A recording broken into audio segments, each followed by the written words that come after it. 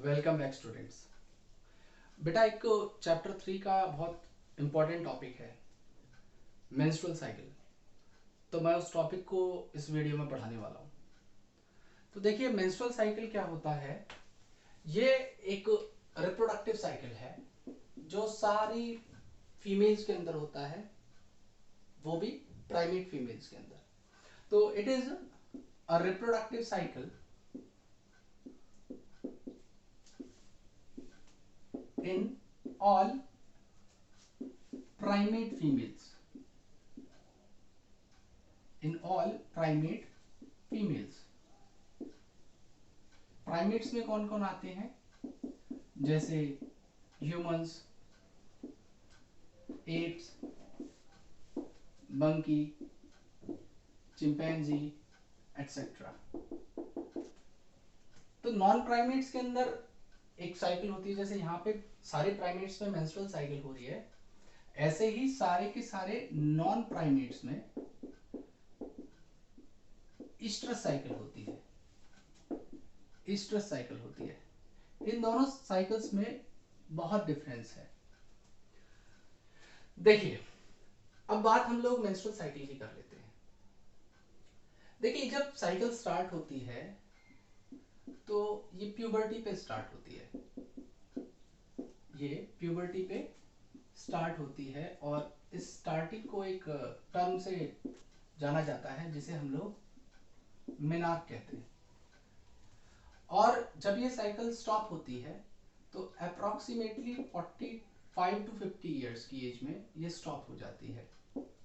50 years की as में ये स्टॉप हो जाएगी और इस इवेंट को मेनोपॉज कहा जाता है। बेटा मेनोपॉज जनरली इसलिए होता है क्योंकि जैसे मेल्स हैं, मेल्स के अंदर जो प्रोसेस है स्पर्मेटोजेनेसिस का या स्पर्म फॉर्मेशन का, वो लाइफ टाइम चलता है। फीमेल के अंदर जो फॉलिकल्स हैं जिनके अंदर ओवम प्रेजेंट होता है वो बहुत लिमिटेड होते हैं। और उन फॉलिकल्स में भी क्या होता है, जैसे समझिएगा मंथली क्या होगा, ओव्यूलेशन नाम का एक इवेंट होता है। अभी बताऊंगा क्या होता है ओव्यूलेशन भी।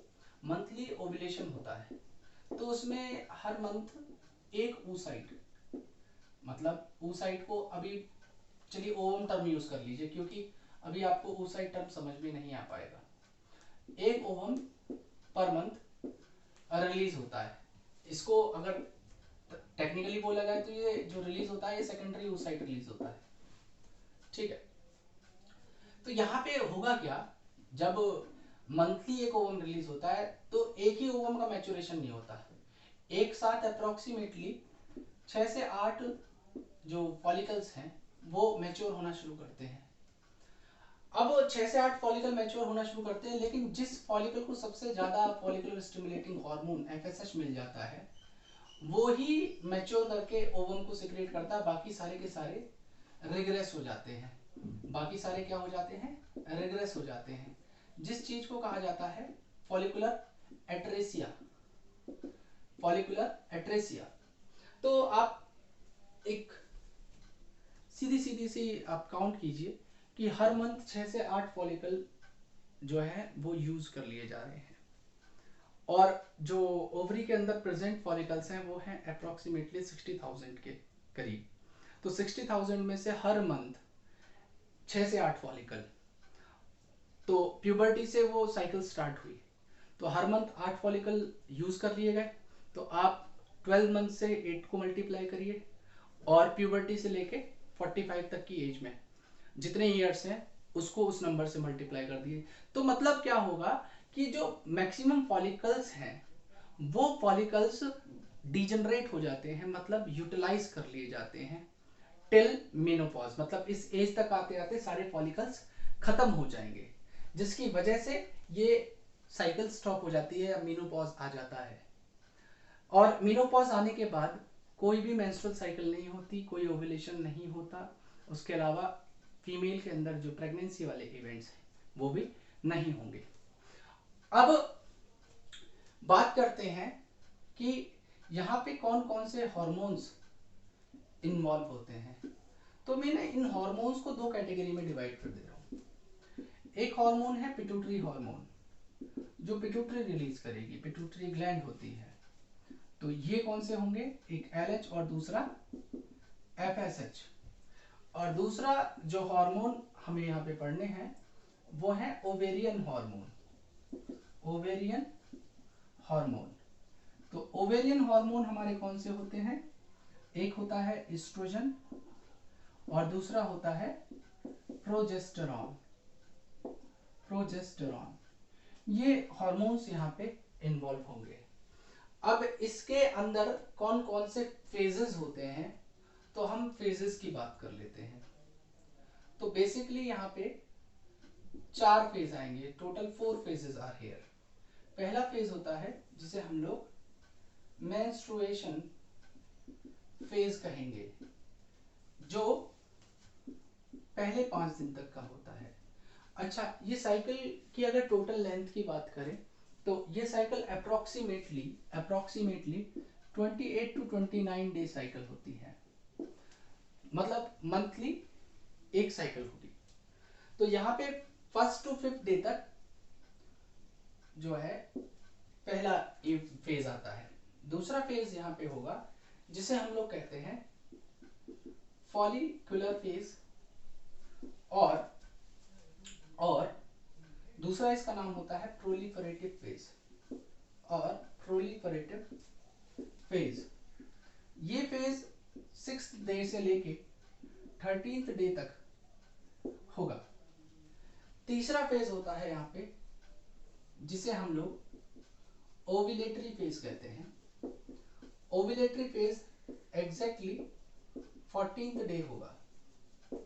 और चौथा फेज होता है जिसे हम लोग कहते हैं लुटियल फेज और सिक्रेटरी फेज, जो कि 15th से लेके 28 डे तक का होगा।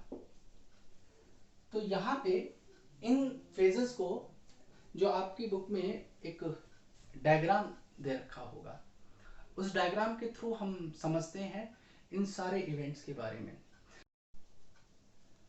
अब जो मेंस्ट्रुअल साइकिल होती है, मेंस्ट्रुअल साइकिल के अंदर बेसिकली क्या होता है, 2 साइकिल्स पैरेलली चल रही होती हैं। ओवरी के अंदर जो साइकिल चलेंगी उन्हें हम लोग ओवेरियन साइकिल कहते हैं। ओवरी के अंदर क्या हो रहा होगा, ओवरी के अंदर जो फॉलिकल्स हैं उनका डेवलपमेंट होगा। और दूसरा जो पैरेलल इवेंट चलेगा वो कहाँ पे होगा, वो यूट्रस के अंदर होगा। तो उसे हम लोग क्या कह देते हैं, यूट्राइन साइकिल कह देते हैं। तो यहाँ पे जो आपकी बुक के अंदर एक डायग्राम दे रखा होगा, उस डायग्राम को मैं यहाँ पे एक्सप्लेन करने वाला हूँ। तो आपके बुक में जो डायग्राम दिया हुआ है उसमें सबसे ऊपर पिट्यूटरी हार्मोन लेवल दे रखा होगा। पिट्यूटरी मतलब LH और FSH की कंसंट्रेशन कब घटेगी या बढ़ेगी। और इस पार्ट से बड़े क्वेश्चन आते हैं, जो आपके हार्मोन्स हैं और जो ये अलग अलग फेजेस मैं आपको यहाँ पे बताने वाला हूँ, उससे रिलेटेड बहुत सारे क्वेश्चंस पूछे जाते हैं बोर्ड में, या फिर सीधा ही क्वेश्चन आ जाता है मेंस्ट्रुअल साइकिल के डायरेक्ट फेजेस के नाम लिख दिए कि इनके एक्सप्लेन कर दीजिए, या आप मेंस्ट्रुअल साइकिल को एक्सप्लेन करिए। तो ध्यान से समझिएगा, अगर ये डायग्राम आपको क्लियर हो गया तो आपको सारे इवेंट क्लियर हो जाएंगे।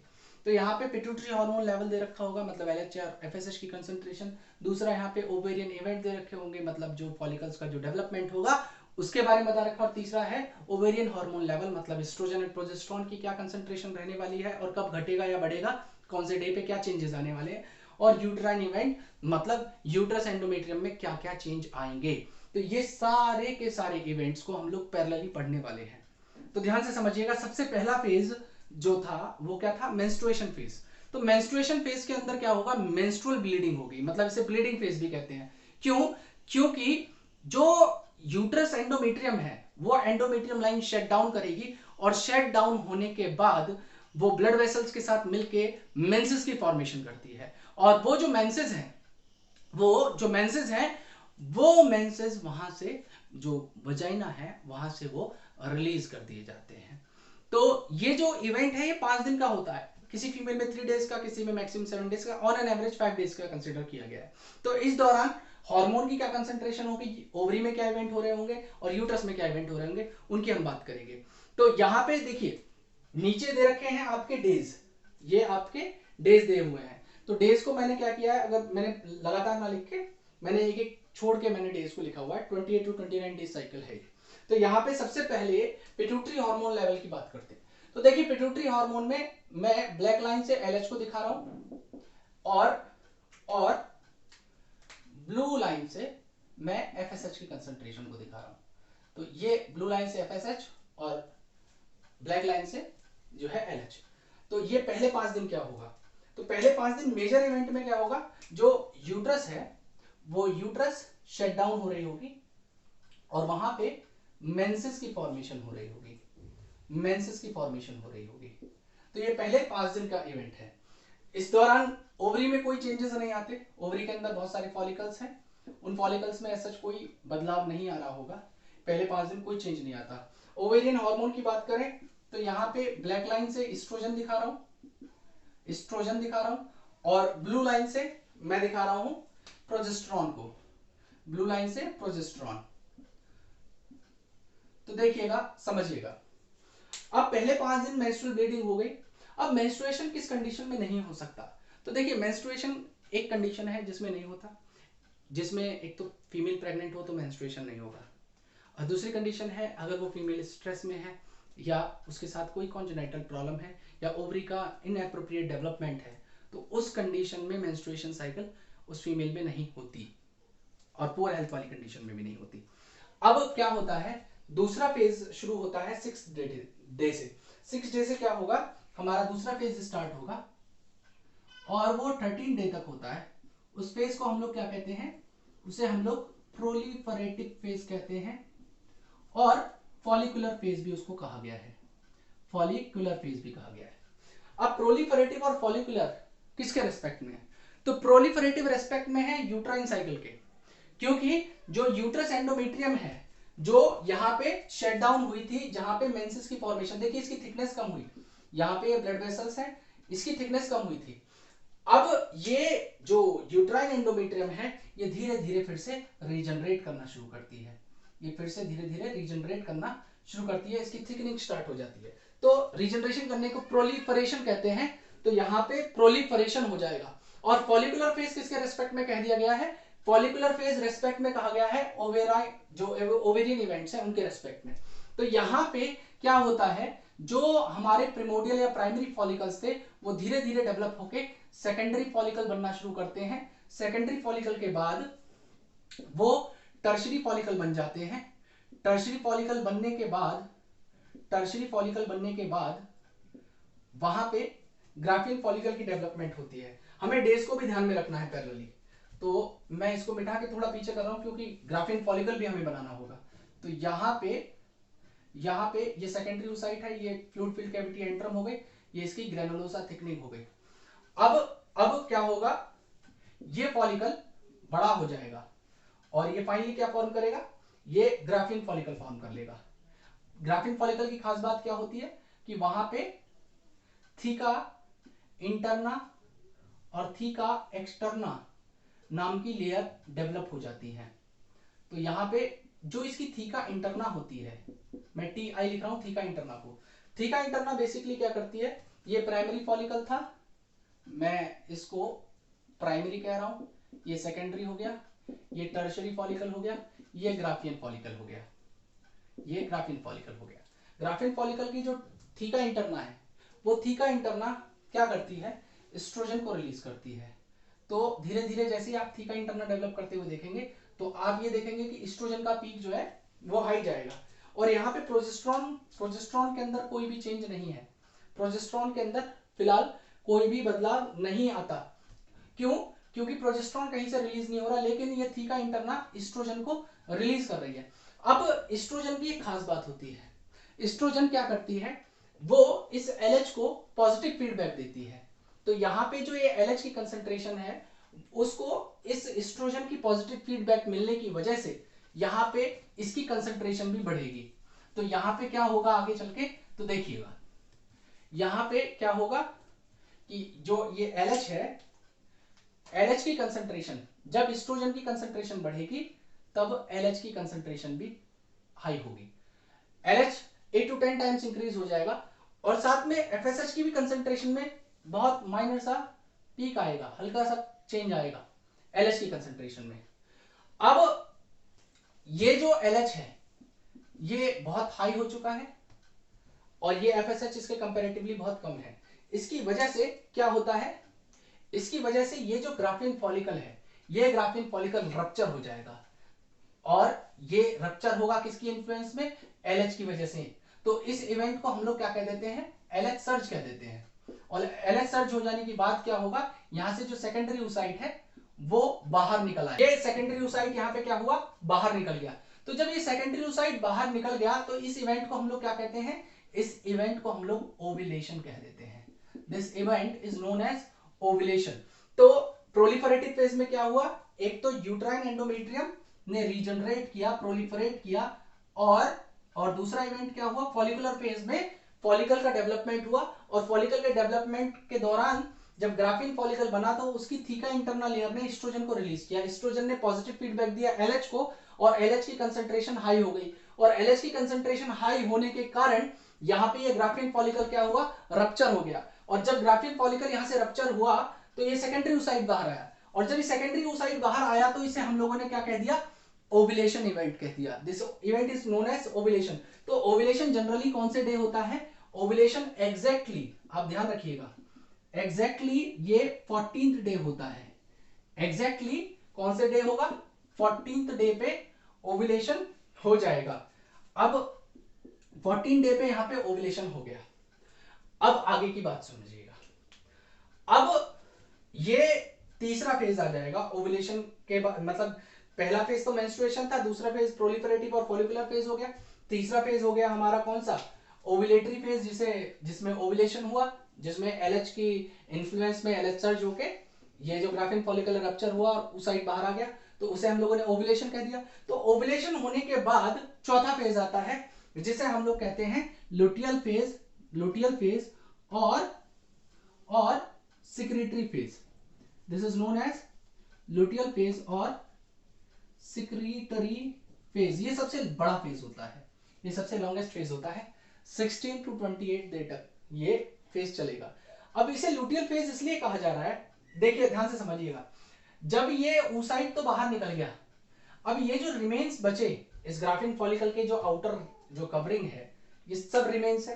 तो ये सब रिमेन्स क्या करते हैं, जैसे यहाँ पे ये रप्चर हो गया, तो ये रप्चर होने के बाद यहां से ये तो बाहर आ गया, लेकिन ये जो बचा हुआ है ये क्या फॉर्म करेगा, तो ये क्या करता है, एक येलो एंडोक्राइन मास फॉर्म करता है, और इस येलो एंडोक्राइन मास को हम लोग कहते हैं कॉर्पस लुटियम। तो यहाँ पे क्या बन गया, कॉर्पस लुटियम। अब जैसे ही कॉर्पस लुटियम फॉर्म करेगा, जैसे ही कॉर्पस लुटियम फॉर्म करेगा, कॉर्पस लुटियम क्या रिलीज करता है, प्रोजेस्टेरॉन। थीका इंटरना क्या रिलीज करी थी, एस्ट्रोजन। तो अब क्या होगा, अब एकदम जैसे ही कॉर्पस लुटियम फॉर्म करेगा, कॉर्पस लुटियम की फॉर्मेशन के साथ ही, कॉर्पस लुटियम की फॉर्मेशन के साथ ही प्रोजेस्टेरॉन की कंसंट्रेशन बढ़नी शुरू हो जाएगी। क्यों, कॉर्पस लुटियम क्या रिलीज करता है, प्रोजेस्टेरॉन को रिलीज करता है, और एस्ट्रोजन की कंसंट्रेशन इनिशियली कम होगी, लेटर ऑन ये जो कॉर्पस लुटियम है ये एस्ट्रोजन भी रिलीज करता है। तो बाद में आप देखेंगे कि एस्ट्रोजन की भी ग्राफ है वो बढ़ता है।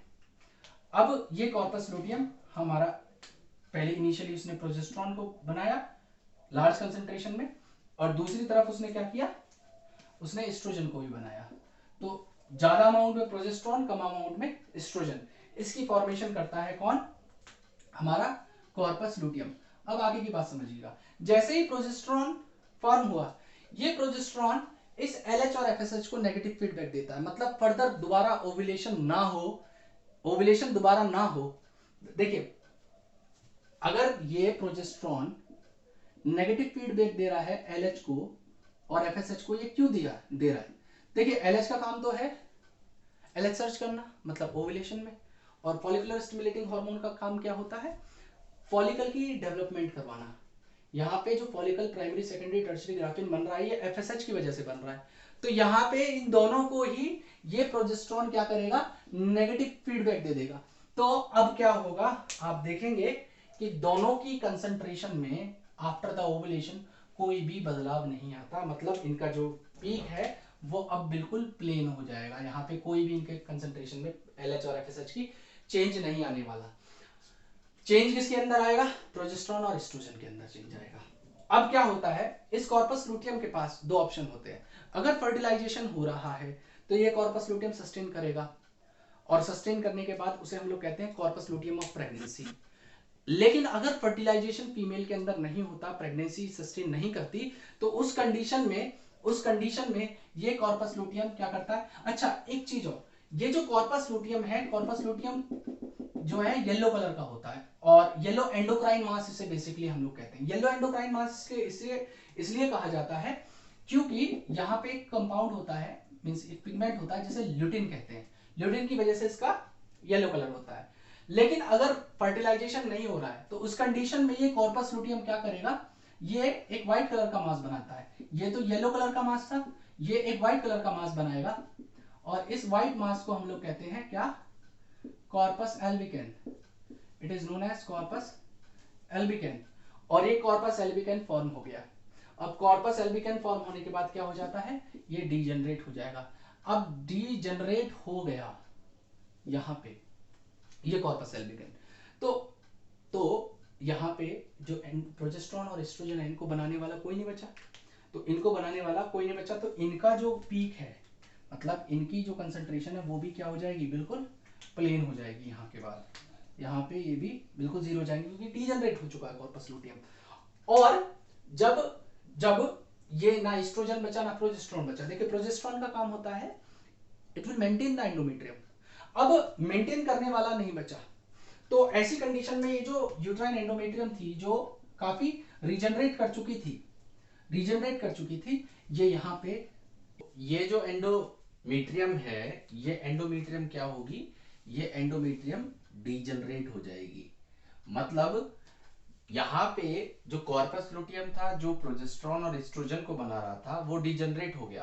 प्रोजेस्टेरॉन और एस्ट्रोजन, जिसमें प्रोजेस्टेरॉन का काम होता है to maintain the endometrial lining, ये एंडोमेट्रियम लाइनिंग को मेंटेन करने का काम करता है।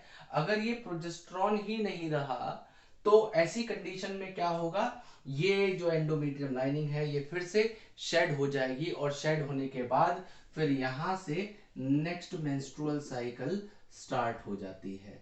मतलब मेंस्ट्रुएशन फिर से आ जाएगा। जो सबसे पहला इवेंट है जहां पे मेंसेस की फॉर्मेशन हुई थी, वो यहाँ पे फिर स्टार्ट हो जाएगी।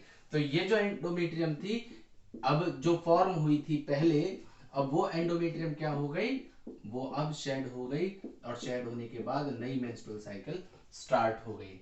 तो ये सारे इवेंट्स हमारे किसके अंदर होते हैं, लुटियल और सेक्रेटरी फेज के अंदर होते हैं। तो एक बार हम एक काम करते हैं, इसको ओवरव्यू फिर से मैं बता देता हूं, पूरी साइकिल को क्विक रिवीजन कर लेते हैं।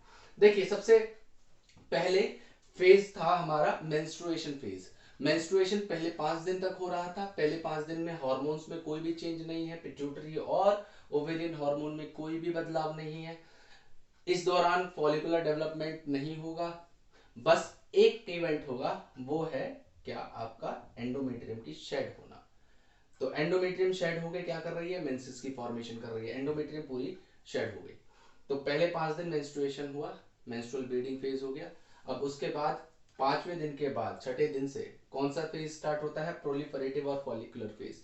प्रोलिफरेटिव किसके रेस्पेक्ट में कहा, प्रोलिफरेटिव कहा इस एंडोमेट्रियम के रीजनरेशन के रेस्पेक्ट में। मतलब यहाँ पे एंडोमेट्रियम का जो रीजनरेशन हो रहा है, मतलब प्रोलिफरेशन हो रहा है, तो इसलिए इसे हम लोग प्रोलिफरेटिव फेज कहते हैं।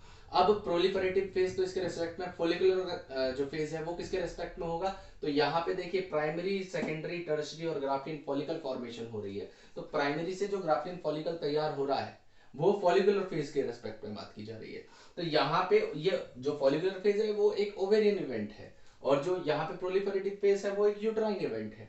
तो इसके अंदर क्या हुआ, जब ग्राफियन फॉलिकल की फॉर्मेशन हुई तो थीका इंटरना नाम की एक लेयर फॉर्म हुई। थीका लेयर दो होती है, एक्सटर्ना इंटरना। इंटरना का काम होता है एस्ट्रोजन को रिलीज करना। जैसे ही एस्ट्रोजन रिलीज हुआ तो देखिए एस्ट्रोजन की कंसंट्रेशन, जैसे ही ये थीका लेयर बनी है ग्राफिन फॉलिकल का, तो ये एस्ट्रोजन की कंसंट्रेशन हाई हुई। जैसे ही एस्ट्रोजन की कंसंट्रेशन हाई हुई तो क्या हुआ, यहाँ पे इसने पॉजिटिव फीडबैक दी। किसने, एस्ट्रोजन ने। किसको, ल्यूटिनाइजिंग हार्मोन को।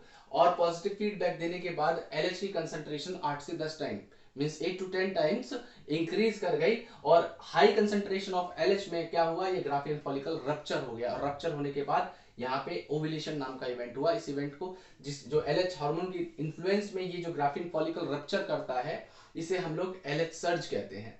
और इस फेज को ओव्यूलेटरी फेज कहेंगे। एग्जैक्ट 14 डे होता है, ये तीसरे नंबर का फेज है। पहला फेज मेंस्ट्रुएशन, दूसरा प्रोलिफरेटिव फॉलिकुलर, तीसरा हो गया ओव्यूलेटरी। अब यहाँ पे ये जो सेकेंडरी oocyte है रिलीज हो गया, मतलब oocyte, सेकेंडरी oocyte क्या है, ओवम है। ये आगे चल के ओवम फॉर्म करता है at the time of fertilisation. अब क्या होता है, 15वें दिन से सबसे बड़ा फेज स्टार्ट होता है मेंस्ट्रुअल साइकिल का, 15 to 28 डे तक, जिसे हम लोग लुटियल फेज कहते हैं। लुटियल फेज क्यों कह रहे थे, क्योंकि यहाँ पे जो रिमेन्स ऑफ ग्राफिन फॉलिकल है, ये जो बचा हुआ पार्ट है ग्राफिन फॉलिकल का, क्योंकि यहाँ से ये देखिए ये जो oocyte था ये तो बाहर निकल गया। अब ये क्या करता है, येलो एंडोक्राइन मास फॉर्म कर रहा है, जिसे हम लोग कॉर्पस लुटियम कहते हैं। कॉर्पस लुटियम के अंदर एक पिगमेंट होता है ल्यूटिन, जिसकी वजह से इसे लुटियम नाम दिया गया, और लुटियम की वजह से ही इसे लुटियल फेज कहा गया। तो यहाँ पे कॉर्पस लुटियम की फॉर्मेशन हुई, और कॉर्पस लुटियम ने क्या किया, हाई कंसंट्रेशन ऑफ प्रोजेस्टेरॉन बनाया, और high concentration of progesterone initially बनाया, और प्रोजेस्टेरॉन ने क्या किया, LH और FSH को नेगेटिव फीडबैक देके उनकी कंसंट्रेशन को इनहिबिट कर दिया। मतलब it is a potent inhibitor of LH and FSH।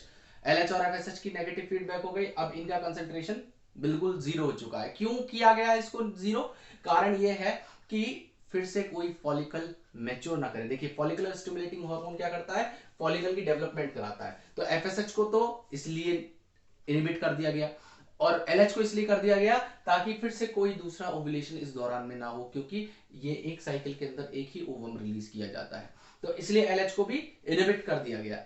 अब प्रोजेस्टेरॉन बनाने के बाद ये कॉर्पस लुटियम थोड़े टाइम बाद थोड़ी सी अमाउंट में एस्ट्रोजन को भी बनाता है, थोड़े टाइम में एस्ट्रोजन को बनाता है। अब क्या होगा, अगर ये कॉर्पस लुटियम के पास दो ऑप्शन है, इफ देयर इज फर्टिलाइजेशन, अगर वहां पे फर्टिलाइजेशन होता है तो ऐसे कंडीशन में क्या होगा, ये कॉर्पस लुटियम सस्टेन करेगा और लगातार प्रोजेस्टेरॉन बनाता रहेगा, एंडोमेट्रियम को मेंटेन करता रहेगा। क्यों, क्योंकि जो प्रोजेस्टेरॉन है इसे हम लोग प्रेगनेंसी हार्मोन भी कहते हैं। प्रेगनेंसी हार्मोन इसलिए बिकॉज यूट्रस की जो एंडोमेट्रियम लाइनिंग है उसको मेंटेन करने का जो रोल है, सिग्निफिकेंट रोल है, वो ये प्रोजेस्टेरॉन करता है। अब बात ये, अगर प्रेगनेंसी है तो सस्टेन करेगा, अगर नहीं है तो ये क्या करता है, ये एक व्हाइट कलर का मास बनाता है जिसे हम लोग कॉर्पस एल्बिकेन कहते हैं। कॉर्पस एल्बिकेन बनने के बाद ये डीजनरेट हो जाता है। अब देखिए कॉर्पस लुटियम डीजनरेट हो गया, ना प्रोजेस्टेरॉन बना ना एस्ट्रोजन बना, तो यहाँ पे फिर से देखिए इनकी कंसंट्रेशन दोनों की, प्रोजेस्टेरॉन एस्ट्रोजन की, खत्म होने लग गई, मतलब खत्म ही हो जाएगी। और खत्म जैसे ही हो जाएगी तो अब एंडोमेट्रियम को मेंटेन करने वाला कोई बचा नहीं। तो जैसे ही एंडोमेट्रियम को मेंटेन करने वाला कोई नहीं बचेगा, तो ये जो एंडोमेट्रियम है ये फिर से शेड होना शुरू कर जाएगी, फिर से नेक्स्ट मेंस्ट्रुएशन आ जाएगा, नेक्स्ट मेंस्ट्रुएशन साइकिल स्टार्ट हो जाएगी। ये सारे के सारे इवेंट हमारे किसके अंदर होते हैं, मेंस्ट्रुअल साइकिल के अंदर होते हैं। 4 फेजेस, हार्मोन्स और ये इवेंट और ये ग्राफ। ध्यान से अगर आप पढ़ेंगे और समझेंगे तो मेरे हिसाब से कोई भी क्वेश्चन आपसे ऐसा नहीं होगा जो ना लगे, सारे क्वेश्चंस को आप आराम से लगा पाओगे। बाकी मिलते हैं अगली वीडियो में, थैंक यू।